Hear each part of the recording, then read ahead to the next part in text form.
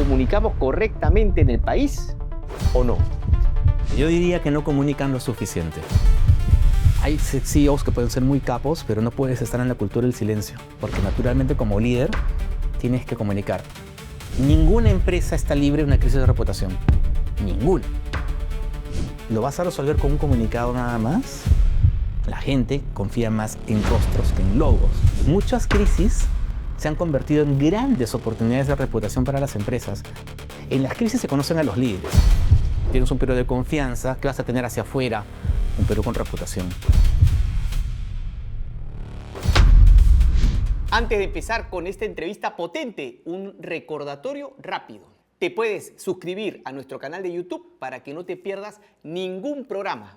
Y ojo que estamos en todas las redes: Facebook, LinkedIn, Instagram y TikTok.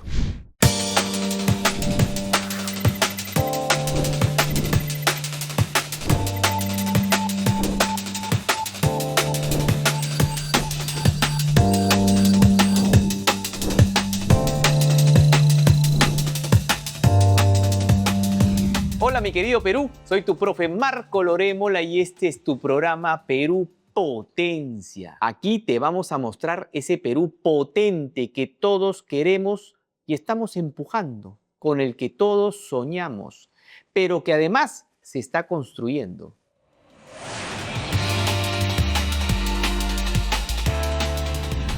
Informe del Pacto Global de la ONU. Perú, elaborado en 2025 con la participación de más de 230 empresas. Todo el país confirma que la sostenibilidad dejó de ser un discurso, se ha convertido en acción. El 65% de esas empresas ya reduce su huella de carbono. El 58% aplica prácticas de economía circular y más de la mitad impulsa la inclusión laboral. Esto significa que el Perú aporta en los objetivos de desarrollo sostenible que se aplican en todo el mundo. Y ahora a conocer a nuestro peruano potente. Vamos a hablar de comunicación y reputación.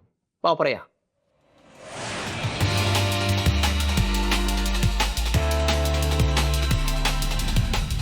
Y hoy en nuestra mesa potente tenemos al gran Milton Vela, es CEO de Café Taipá y un capo en reputación y comunicación. Más de 2 décadas asesorando empresas y líderes en cómo construir confianza y credibilidad. Milton, muchísimas gracias por estar aquí. Pregunta que cae por su propio peso. ¿Comunicamos correctamente en el país? Los empresarios me refiero, ¿o no? En parte, yo diría que no comunican lo suficiente. Yo creo que hay mucha reserva y temor a veces por el contexto complejo que tenemos, pero que sí es necesario que comuniquen más. Que comuniquen más, sobre todo en tiempos complejos, porque las empresas también son instituciones de un país, junto con el gobierno, junto con las ONGs, junto con los medios. Entonces se espera que hablen más. ¿Qué consecuencias hay de que se queden callados? Es que estamos, mira, yo me estoy echando a retroceder hasta el año 2001-2012, un estudio de Rolando Arellano, cuando empieza a mover todo el tema peruano justamente, ¿no? Antes de que haya, de que Gastón Acurio esté presente, digamos, que levantó mucho nuestro orgullo y además se manifestaba, el Perú no tenía líderes. Y la referencia a líderes en el año 2001, 2002, 2003, en ese momento, era Miguel Grau. O sea, eran los héroes, era tu primera referencia, y la comida, Gastón todavía no era conocido, la comida. Había una falta de liderazgo, ¿no? Luego de Gastón, y ya inclusive, por supuesto, con empresarios, se recupera ese foco en sí, tener ejemplos vivos a los cuales seguir. En el momento actual no tenemos líderes, o sea, hay líderes empresariales, sí, pero me estoy refiriendo a la gente de a pie que diga, qué bien habla, qué buen ejemplo, lo quiero seguir, porque claramente en política eso ya desapareció, ¿no? Entonces, por eso es importante, porque no tenemos líderes. Pueden ser líderes empresariales que van al sector empresarial y son importantes, pero creo que hay que ir más allá. Y ese es un pendiente. Y la empresa debe generar su propio liderazgo. ¿Quién desarrolla la reputación de la empresa? ¿Los clientes? ¿Los mismos líderes de la empresa? ¿Los trabajadores? O sea, la reputación directamente es un efecto, ¿no? O sea, tú no puedes, o sea, tú generas una manera de funcionar, una manera de hacer negocio, los valores en acción para que la empresa crezca integrada con su gente, valores que si los tienes bien plantados directamente, o sea, por ejemplo, el impacto social es controlado, es manejado, el impacto ciudadano y tal, ¿no? Si todo eso lo haces bien o de la mejor manera posible, vas a tener buena reputación de en tus trabajadores, porque también son un público importante, buena reputación tal vez de las autoridades, de la sociedad y de los clientes, ¿no? Entonces, si mientras mejor lo hagas y mejor funciones, y evidentemente hagas negocio, porque si no, no hay empresa, probablemente vas a tener como efecto una buena recordación y posicionamiento y valoración de otros públicos, que como te digo, claro, los clientes, pero no solo los clientes, puede ser la ciudadanía, ¿no? Y pueden ser los medios y más. Son diferentes públicos los que te van a poner en valor.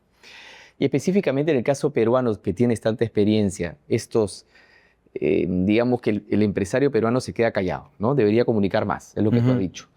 ¿Qué consecuencias específicamente ha habido en las 2 últimas décadas? Es que son varias etapas, ¿no? Si hablamos de empresarios con más presencia y digamos un poco más amplia, inclusive en contexto nacional político, uno de los momentos pico es más o menos reciente, hace 5 años, ¿no? En el año 2021. Ahí, claro, es que la pandemia es muy interesante, ¿no? Porque la pandemia le pone conciencia de país a todos, o sea, quieras o no. Si vivías en una burbuja en la que todo iba bien y tal, la pandemia te dice, oye, hay un país que se está muriendo, que además te puede tocar a ti porque no se salva a nadie, o sea, da lo mismo el nivel social y tal. No, también te puede pasar a ti. Entonces tienes que tener conciencia del país. Y eso fue muy importante porque todos los empresarios y todos los peruanos en general, dependiendo el nivel de poder que tuvieran, fueron conscientes. Y de hecho se genera un tema político, porque encima de la crisis del COVID, sabes que hubo una crisis política, ¿no? En el año 2021. Y ahí se genera todo un movimiento bien interesante, bien importante de empresarios en general. En Twitter, que en ese tiempo Twitter era Twitter, o sea que de verdad que tenía mucho poder con este hash de pie, que muchos empresarios se manifestaron por la democracia, por lo que está, o sea, ¿cómo vas a cambiar un presidente en plena pandemia con todos los pasivos que tuviera, ¿no? Entonces fue bien interesante eso, fue bastante valorado, ¿no? Pero la pandemia sí hizo que muchos empresarios den el paso. Rubén Sánchez, del otro lado, apenas empezó la pandemia. Claro, o sea, ya San Antonio el domingo estaba anunciando que no iba a despedir a sus trabajadores, al día siguiente lo anunciaba en LinkedIn, cosa rara en LinkedIn, un tema tan social. Y en esos días hubo muchos despidos. O sea, al tercer día de la pandemia, tú sabes que hubo despidos, hubo empresas que entraron en crisis por el despido, ¿no? Porque 3 días y estás votando a gente, pero él tuvo una acción importante ahí, por eso toda la relevancia que tuvo luego, ¿no? Entonces, en las crisis se conocen a los líderes. Mencionaste a Twitter y levantaste la ceja un poco. ¿Cómo es Twitter? Es una red social agresiva, ¿no? Todo el mundo se quiere pelear ahí. O si nos puedes contar, si la empresa quiere comunicar al fin y al cabo, ¿hay alguna red social que debería utilizar más? Mira, los temas han cambiado, ¿no? Twitter no deja de ser importante, o X, ¿no? No deja de ser importante todavía porque, aunque perdió credibilidad, hay N trolls y desde que lo compró Elon Musk ya cambió. Hechos recientes, ¿ya? La crisis del año pasado que tuvo Microsoft con estas pantallas que se pusieron en azul, porque creo que era CrowdStrike, tuvieron un problema medio global. El CEO de Microsoft, Satya Nadella, gestiona no Microsoft cuenta corporativa, Satya Nadella en X cuenta qué está pasando, reconoce el problema y que están trabajando en ello en X. Luego va LinkedIn.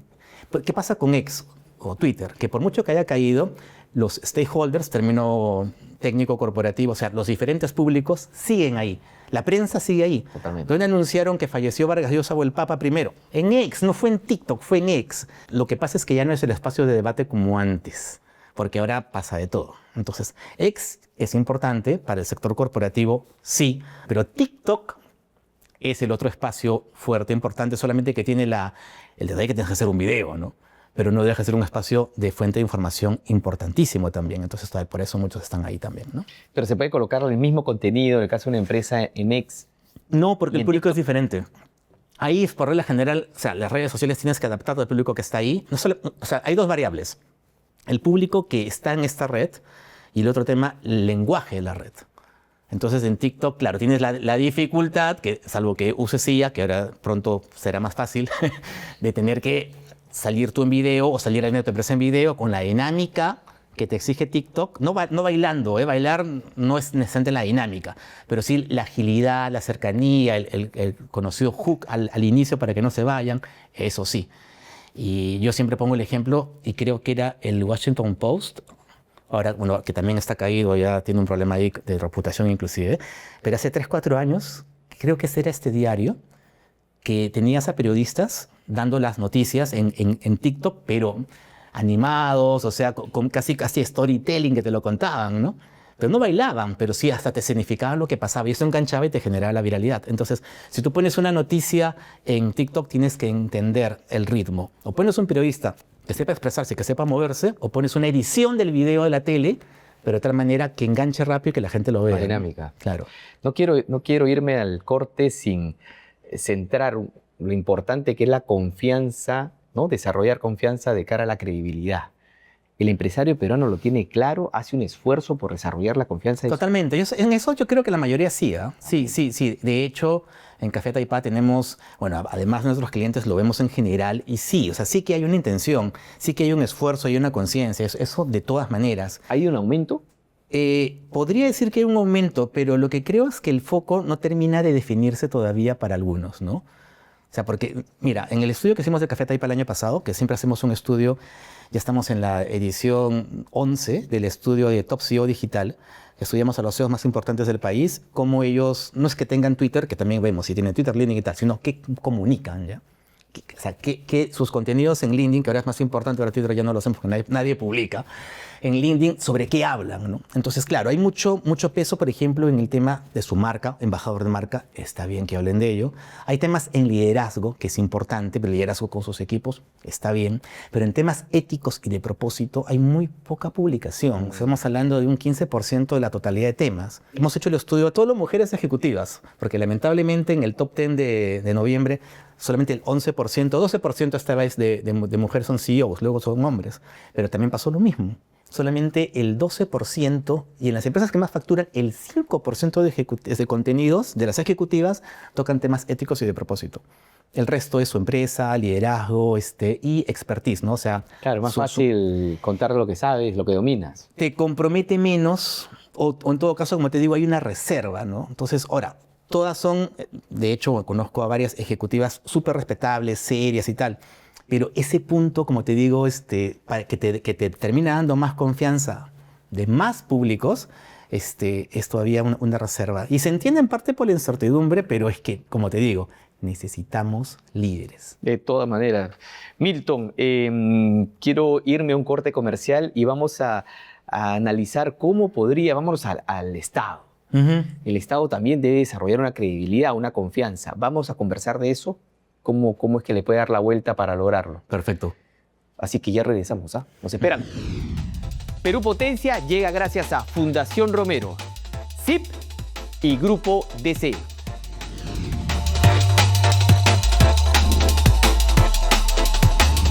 Y continuamos con el gran Milton, que estaba a punto de explicarnos cómo podemos hacer para generar mayor confianza desde la trinchera del Estado. 3 de cada 10 peruanos confían en el Estado peruano. ¿Cómo hacemos? ¿Qué debería hacer?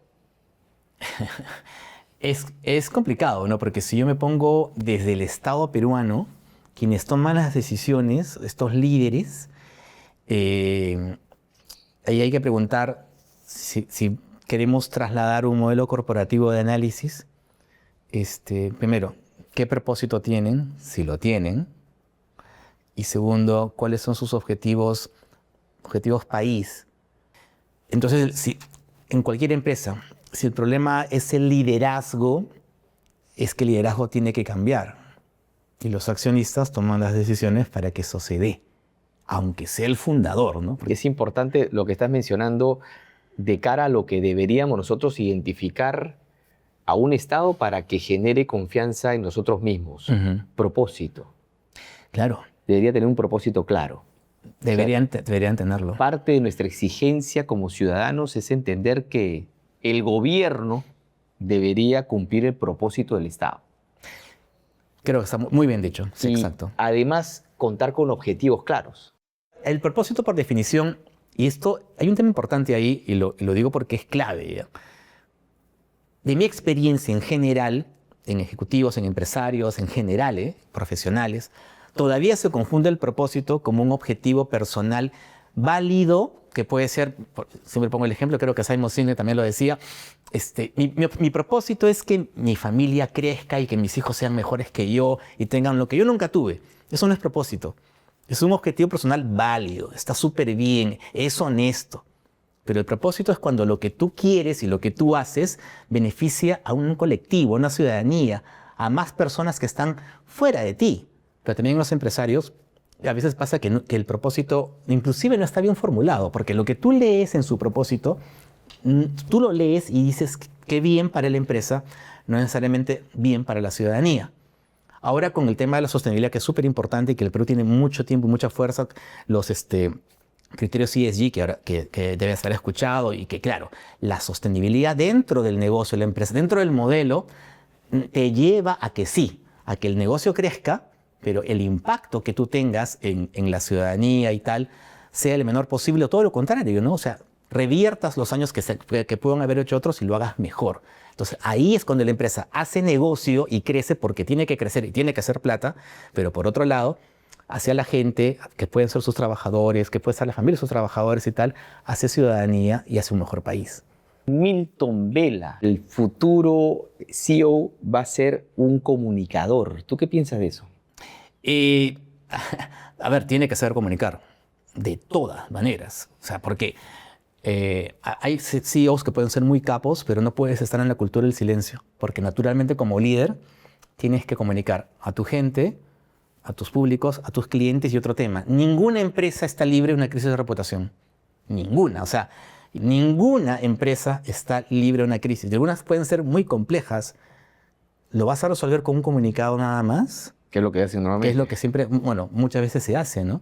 Hay grandes ejemplos donde sale el CEO directo, ¿no? O sea, inclusive a defenderse o a reconocer la culpa, ¿eh? Entonces, no es que tenga que salir siempre, pero tiene que estar listo para ello, ¿no? Es que claro, o sea, es un líder. El líder se pone a prueba en las crisis. Pero en los últimos años la tendencia es a esa, que el CEO se exponga en redes y empiece a contar la historia, digamos, más humana de la marca. Claro, es otro tema importante, ¿no? Los líderes, el CEO, pero también los líderes son el rostro humano de la empresa. La gente confía más en rostros que en logos. Y en momentos complejos donde defiendes la confianza de la compañía es donde debes evaluar salir, ¿no? Entonces eso sí es importante. Metemos la pata, la metemos. O sea, es inevitable cometer un error y por tanto, como personas, explicar y dar las disculpas cuando corresponde. Y no pasa nada, o sea, de verdad. O sea, no, claro, hay un acto ahí de reconocer cosas, pero vuelvo a decir, si no es sistemático el problema, si es un error puntual, das el paso y lo dices, ¿no? Y muy, muy grande este tema, muy interesante. Milton Vela, ¿en qué está aplicando, antes de irnos al corte, la IA para apoyar en tus programas de reputación, de comunicación? En todo, ¿no? Felizmente, en el café empezamos en un emprendimiento, el ADN de startup no se ha ido, entonces usamos la IA, apenas salió, ¿no? Le sacamos la mugre, o sea, con mucha experimentación, mucho trabajo y tal. Ahora mismo estamos, de hecho, desarrollando ya nuevos servicios, o sea, café como la IA te ayuda a acelerar alguna entregable, pero eso hace ya 2 años, ¿no? Ahora mismo ya a nivel estratégico, a nivel de nuevos productos ayuda un montón. Entonces yo diría que lo que hace la inteligencia artificial nos está llevando a dar mejores soluciones, no solo más rápidas, sino diferenciadas y a más público. Hay otro tema importante, ¿no?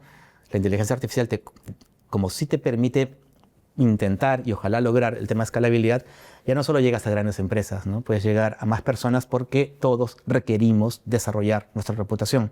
Entonces estamos por ese camino, ¿no? Todos requerimos desarrollar nuestra reputación.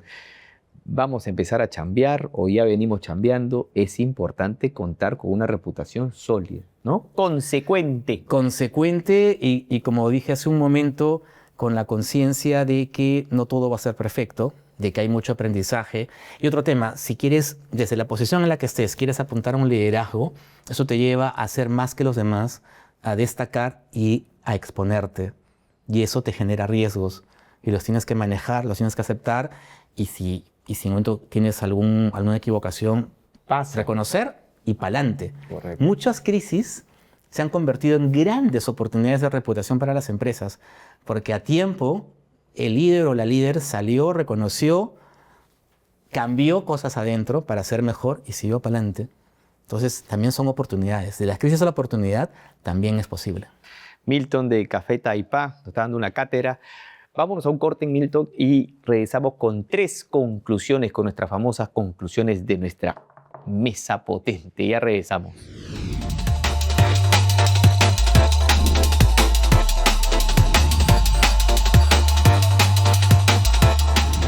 Y vamos con nuestras 3 conclusiones del día de hoy. Hemos hablado de comunicación, de reputación, de confianza, tan importante para las empresas, para el Estado, por supuesto, entre personas.